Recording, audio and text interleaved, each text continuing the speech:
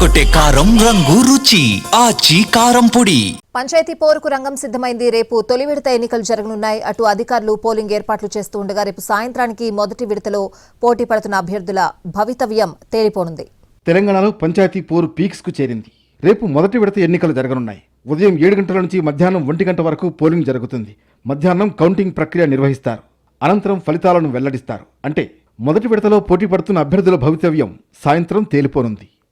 మొదటి విడతలో 395 గ్రామ పంచాయతీలు ఏకగ్రీవమయ్యాయి. రేపు 189 మండలాలు, 4235 గ్రామ పంచాయతీల్లో ఎన్నికలు జరగనున్నాయి.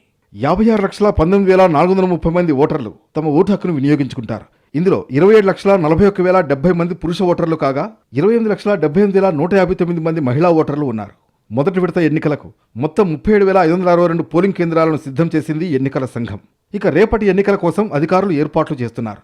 ఎన్నికల సిబ్బంది అంతా ఇవాళ మధ్యాహ్నానికి పోలింగ్ కేంద్రాలకు చేరుకుంటారు.